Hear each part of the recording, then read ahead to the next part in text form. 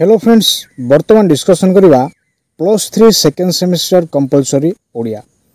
आज आलोचनार विषय वस्तु हूँ यूनिट 2 रो गोटे दीर्घ उत्तरमूलक प्रश्न बा लॉन्ग क्वेश्चन संबंध में माने आलोचना करवा। पूर्ववर्ती वीडियो रे हमने यूनिट 1 रो गोटे लॉन्ग क्वेश्चन टी आलोचना कर साचे ताहा वीडियोटी रो डिस्क्रिप्शन रे लिंक टी आपण माने पाई जिवे। वीडियोटी को आरंभ करिया पूर्व जो माने वर्तमान पर्यंत चैनल टी को सब्सक्राइब करनांती सब्सक्राइब करनियंतु, बेल आइकन टी को प्रेस कर दिंतु जाफल रे आगामी वीडियो नोटिफिकेशन गुडी को सर्वप्रथमे आपण मानक निकट में पहुँची पारिबो। वीडियोटी को स्किप न करी संपूर्ण रूपे देखिए निमंते चेष्टा करंतु। जदि स्किप करी देखिए वर्तमान जो आलोचनार विषय वस्तु रही अछि ताहा संपूर्ण रूपे बुझी पारिबे नाही। तो पूर्वरु अनेक गुडे वीडियो अपलोड हो सारी अछि, तो आपण माने चैनल टी रो प्लेलिस्ट को जाई समस्त वीडियो देखि पारिबे। तो प्रश्नटी कोन अटे देखिया। प्रश्नटी होछि भाषणर प्रकारभेद संपर्क में आलोचना कर। प्रश्नटी कोन अटे? प्रश्नटी है भाषणर प्रकारभेद संपर्क में आलोचना कर। भाष धातुरे महत् भावार्थरे अन प्रत्यय युक्त होई भाषण शब्दर सृष्टि होई अछि। तो भाषण शब्दर सृष्टि किभଳି भाबरे होई अछि? भाष धातुरे महत् भावार्थरे अन प्रत्यय युक्त होई भाषण शब्दर सृष्टि होई अछि। एहार अभिधानिक अर्थ कहिबा, गपिबा बा वक्तृता देवा को बुझाई थाए। तो भाषणर अभिधानिक अर्थटी कोनटे? कहिबा, गपिबा किंबा वक्तृता प्रदान करिवा बुझाई थाए। परंतु वर्तमान भाषण कहिले एणु तेणु कहिबा बा गपिबा को न बुझाई मूल्यवान व महनीय कथन को बुझाई थाए। तो वर्तमान समय रे भाषण कहला माने कोन बुझू? एणु तेणु कहिबा बा गपिबा को न बुझाई मूल्यवान बा महनीय कथनी को बुझाई थाए। विभिन्न रूपे प्रकाश कले बहु श्रोतांकर सम्मुख रे वक्ता विविध विषय संपर्क रे जो मूल्यवान कथा उपस्थापन करिसंती ताहाको भाषण कहा जाए। तो भाषण कहला माने एठार कोन बुझू? विभिन्न रूपे बा भिन्न रूपे प्रकाश कले बहु श्रोतांकर सम्मुख रे वक्ता विविध विषय संपर्क में जो मूल्यवान कथा उपस्थापन करती ताहाको आम कौन कही था? भाषण कही था। श्रोता बा भाषणग्राही जनता सम्मुख में वक्ता जो सार गर्भक वक्तव्य प्रदान करती ताहा ही भाषण। तो अन्य परिप्रेक्षी रे भाषण कहले आम कौन बुझू? श्रोता बा भाषणग्राही जनता सम्मुख में वक्ता जो सार गर्भक वक्तव्य प्रदान करती ताहा ही भाषण अटे। सूचना योग्य जे भाषणर विषय वस्तु विविध। तो सूचना योग्य अनुसार भाषणर विषय वस्तुटी भिन्न भिन्न प्रकार अटे। एही विविधता सृष्टि भाषण केते प्रकार बा केते प्रकार भेद रही अछि से संपर्क तथ्य ठारे प्रदान करा जाय अछि। तो भाषणर केतेक प्रकार भेद वर्तमान आम देखिया। प्रथम रहिला विषय अनुसारी भाषण, द्वितीयटी है साहित्यिक भाषण, तृतीयटी हूँ तार्किक भाषण, चतुर्थटी है आध्यात्मिक भाषण, दीक्षांत भाषण, व्याख्यान भाषण इत्यादि। प्रथम भाषणटी कौन अटे? प्रथम भाषणटी है विषय अनुसारी भाषण। तो विषय अनुसारी भाषण को माने इंग्राजी रे कौन कही था? Subject matter. तो विषय अनुसारी भाषण कहला माने कौन बुझू ना? कौन से एक निर्दिष्ट प्रसंग उपरे वक्ता जो तथ्यात्मक भाषण प्रदान करती ताहाको विषय अनुसारी भाषण कहा जाए। विषय अनुसारी भाषण कहला माने कौन बुझू? कौन से एक निर्दिष्ट प्रसंग उपरे वक्ता जो तथ्यात्मक भाषण प्रदान करती ताहाको विषय अनुसारी भाषण कहा जाई थाए। ए प्रकार भाषण रे वाणिज्य, विज्ञान, नृतत्व, अर्थनीति आदि निर्दिष्ट प्रसंग स्थान पाई अछि। तो यही प्रकार भाषण रे क्यों क्यों विषय बा क्यों क्यों प्रसंग गुड़िक स्थान पाई अछि? वाणिज्य, विज्ञान, नृतत्व, अर्थनीति आदि निर्दिष्ट प्रसंग स्थान पाई थाए। वक्ता को जो प्रसंग रे भाषण देवा को कहा जाय थाए से सही प्रसंग रे अति सुंदर भाव में उपस्थापना बा उपस्थापित करिथांती। तो वक्ता को जो प्रसंग दिया जाय थाए भाषण कहवा निमंते सही प्रसंग रे भाषण देवा को कहा जाए एवं भाषण देवा परवर्ती समय रे सही प्रसंग कौन होता है ना अति सुंदर भाव में उपस्थापित होता है। बर्तमान देखिए साहित्यिक भाषण। साहित्यिक भाषण कौन अटे? लिटरारी एड्रेस। साहित्य जहाँ माध्यम रे मनुष्य निजर संपर्क रे बा समाज संपर्क रे भाव आवेग अनुभूति को भाषा माध्यम रे चमत्कार शब्द गुंफन द्वारा उपस्थापन करे। तो साहित्यिक भाषण कहला माने कौन बुझू, जाको माने इंग्राजी रे कौन कहि थाउ लिटरारी एड्रेस। साहित्य जहाँ माध्यम रे मनुष्य निजर संपर्क रे बा समाज संपर्क रे भाव आवेग अनुभूति को भाषा माध्यम रे चमत्कार शब्द गुंफन द्वारा उपस्थापन करे, यह आमर हित साधन करे बोली साहित्य नाम रे परिचित होता है।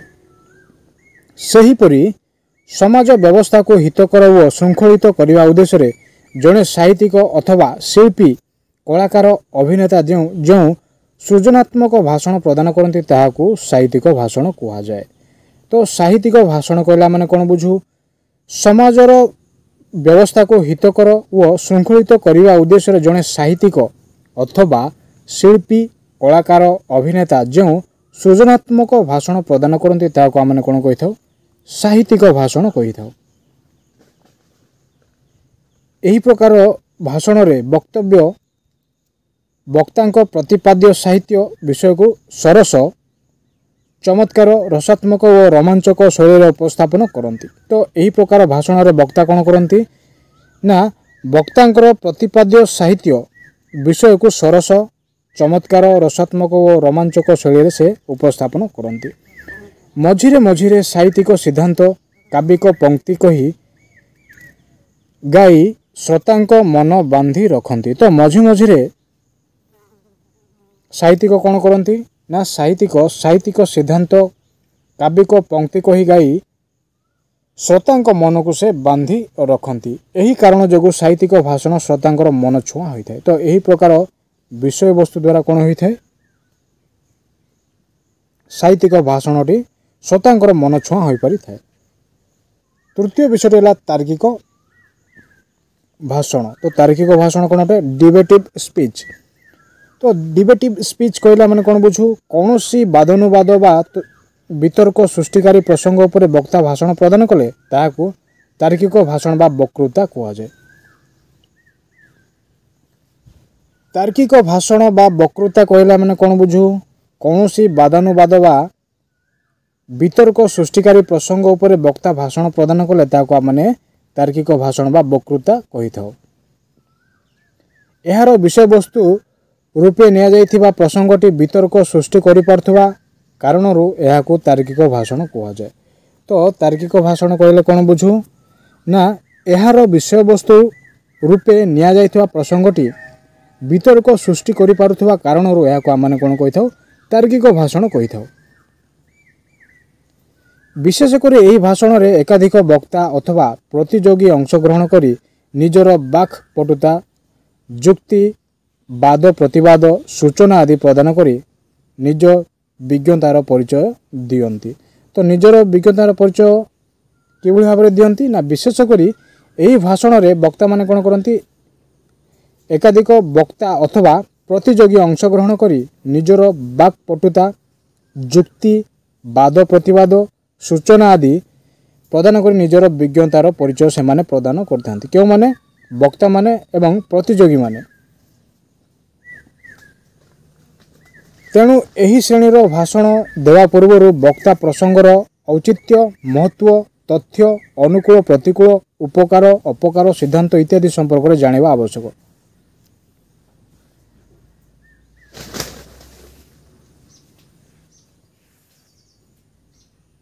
तो यही श्रेणीर भाषण देवा पूर्व कौन करने आवश्यक ना वक्ता प्रसंगर औचित्य महत्व तथ्य अनुकूल प्रतिकूल उपकार अपकार इत्यादि सिद्धांत संपर्क में जानिबा निहाती आवश्यकता रही थाए।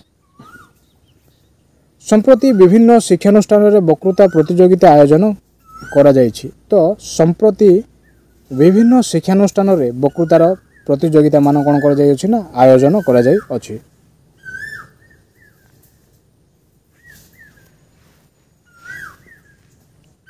एथिरे अंशग्रहण करने को इच्छा करुवा प्रतियोगी को प्रसंग संपर्क में टिकिनिकी जानिबा आवश्यकता रही है। तो यही समस्त क्षेत्र में अंशग्रहण करने को इच्छा करुवा प्रतियोगी को प्रसंग संपर्क में टिकिनिकी जानिबा आवश्यकता रही है, नचेत अन्य प्रतियोगी को टक्कर देवा असंभव होता है। चतुर्थ विषयटी कौन अटे? आध्यात्मिक भाषण बा स्पिरिचुअल स्पीच। तो आध्यात्मिक भाषण कहला मैंने कौन बुझू? धर्म चेतना धर्माचरण आदि भावना को जो भाषण प्रस्तुत करा जाए ताको आध्यात्मिक भाषण कहा जाए। तो आध्यात्मिक भाषण कहला मैंने कौन बुझू? आध्यात्मिक भाषण होची धर्म चेतना धर्माचरण आदि भावना को जो भाषण प्रस्तुत करा जाए ताको आमने कौन कही था? आध्यात्मिक भाषण कही था। धर्मशास्त्र नीतिवाणी को श्रोता आगरे कही से हृदय में आध्यात्मिक भाव सृष्टि करुथिबारु यह आध्यात्मिक भाषण कहा जाए। तो आध्यात्मिक भाषण क्या कहा जाए? धर्मशास्त्र नीतिवाणी को श्रोता निकट में से हृदय में आध्यात्मिक भाव सृष्टि करुथिबारु यह आध्यात्मिक भाषण अटे। यही भाषणर प्रवक्ता रूपे धार्मिक प्रवक्ता उपयुक्त अटंती। तो यही भाषणर प्रवक्ता रूपे किए उपयुक्त अटंती ना? धार्मिक प्रवक्ता उपयुक्त अटंती। जो मैंने धर्मशास्त्र अध्ययन सह तारी तात्विक दिग को सरल भाव में कही पारती से माने ही यार वक्ता अटंती। तो आध्यात्मिक वक्ता कहला मैंने कौन बुझुना? जो मैंने धर्मशास्त्र अध्ययन सह तारी तात्विक दिग को सरल भाव में कही पारती से माने ही यार वक्ता अटंती। कहार वक्ता ना? धार्मिक व धर्मशास्त्र वक्ता अटंती। तो एमान को कौन कह जाए ना? धार्मिक वक्ता कह जाए। तो सही वक्ता मानकर भाषण को आम कौन कही था? आध्यात्मिक भाषण कही था। आध्यात्मिक भाषण को प्रवचन मध्य कह जाई था। तो आध्यात्मिक भाषण को आम कौन कही था? प्रवचन बोली मध्य कही था। तो प्रवचनर व्युत्पत्ति अर्थटी कौन अटे? प्रवच अन प्रवचन प्र जुक्त बच जुक्त अन। तो यह कौन हो? प्रवचन हो। यार अर्थ हूँ शास्त्र वचन नीति वाक्य वा धर्मवाद। तो यार अर्थटी कौन अटे? यार अर्थटी हूँ शास्त्र वचन नीति वाक्य वा धर्मवाद। कौन सी धार्मिक तत्व को सरल रे व्याख्या करा जिबा यार लक्ष्य। तो यार लक्ष्य कौन अटे? कौन सी धार्मिक तत्व को सरल रे व्याख्या करा जिबा यार मुख्य लक्ष्य अटे। विशेषकर धर्म अर्थ काम मोक्ष यही चतुर्वर्ग प्राप्ति प्रवचक माने तांको प्रवचनर मुख्य लक्ष्य भावी श्रोता को कही था। तो प्रवचक माने क्यों विषय को मुख्य लक्ष्य भावी श्रोता निकट में परिप्रकाश करती? विशेषकर धर्म अर्थ काम मोक्ष यही चतुर्वर्ग प्राप्ति प्रवचक माने तांको प्रवचनर मुख्य लक्ष्य भावी श्रोता को कही था। विषय वासना परित्याग करी परमात्मा को सानिध्य लाभ करवा मार्ग बढ़ाती। तो से कौन करती ना? विषय वासना परित्याग करी परमात्मा सानिध्य लाभ करवा मार्ग बताती। गर्व अहमिका अहंकार सबू अलिका ईश्वर प्राप्ति ही जीवनर लक्ष्य। तो ईश्वर प्राप्ति जीवनर लक्ष्य कौन अटे? जीवनर लक्ष्यटी हूँ ईश्वर प्राप्ति ही जीवनर लक्ष्य। गर्व अहमिका अहंकार एसबू को परित्याग करी ईश्वर प्राप्ति करने जीवनर मूल लक्ष्य अटे। यही तत्व को वेद उपनिषद रामायण महाभारत आदि पुराण कहानी कही श्रोता मन को आध्यात्मिक परिवेश आड़ को टाणी नियंती। तो यही तत्व को वेद उपनिषद रामायण महाभारत आदि पुराण कहानी कही किंबा गान माध्यम रे श्रोतांकर मन को आध्यात्मिक परिवेश आड़ को कौन करथांती ना? टाणी नहीं थांती। धार्मिक उपास्य देवता एवं तांकर लीला महिमार जटिल तत्व को प्रवचक माने सरल रे कहि पारुथबा जोगु या सुनिबा को श्रोता व्याकुल होंती।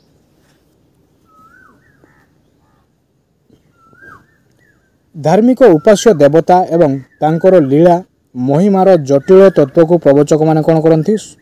सरल रूप से कहि पारुथबा हेतु श्रोता माने ए समस्त विषय शुणिया निमंते व्याकुल होंती। पंचम विषयटी कौन अटे?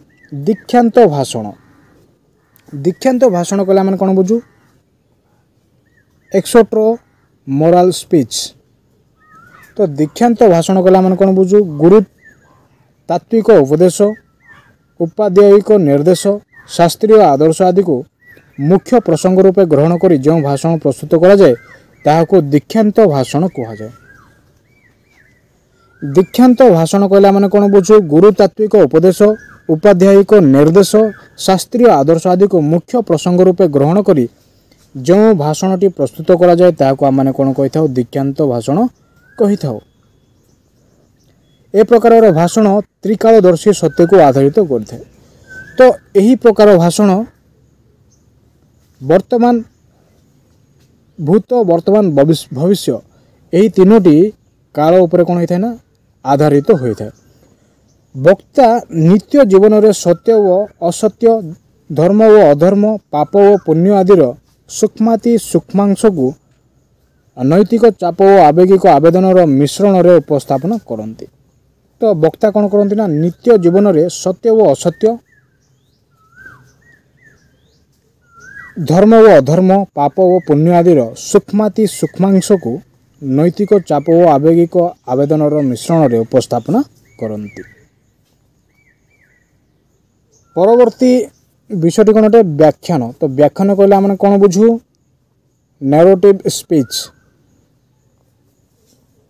जो भाषण रे वक्ता कौन सी विषय टिकिनिखि अर्थांतरीय विषय प्रदान करती ताहाको व्याख्यान कहा जाए। तो व्याख्यान कहले आम कौन बुझू ना जो भाषण रे वक्ता कौन सी विषय टिकिनिखि अर्थांतरीय विवरणी प्रदान करती ताहाको व्याख्यान कहा जाए। व्याख्यान अभिधानिक अर्थटी होची टीका बा अर्थ। तो व्याख्यान अभिधानिक अर्थटी कौन अटे टीका बा अर्थ बोली मध्य माने कही थाओ। एही दृष्टि यार वक्ता को व्याख्याकार कहा जाई पारे। तो यही समस्त विषय को दृष्टिगोचर रखी वक्ता को आम कौन कही थाओ व्याख्याकार बोली मध्य कही थाओ। से श्रोता आगरे आलोच्य प्रसंगर विस्तृत वर्णना करती। तो से श्रोता आगरे कौन करती आलोच्य प्रसंगटी को विस्तृत भाव में वर्णना करि पारंती। फलतः तांको निज मत उपस्थापन करने अवकाश न थाए। तो यह फल कौन होता है तांको निजर मतटी उपस्थापन करने निमंते सुजोग मिल न थाए।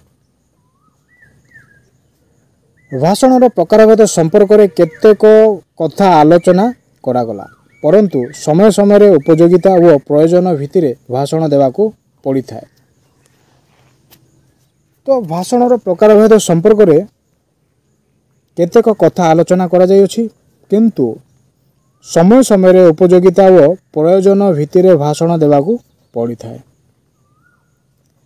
जेपरि स्वागत संबर्धना सभारे भाषण जयंती सभारे भाषण शोक सभारे भाषण अनुष्ठानिक वार्षिक उत्सव भाषण विदाय संबर्धना सभारे भाषण इत्यादि होची उपयोगिता व प्रयोजन भित्तिक भाषण अटे। एही श्रेणी भाषण को हेतुगत भाषण बोली मध्य कुआ जाई थाए। तो एही श्रेणी भाषण को आम कौन कही था हेतुगत भाषण कही था।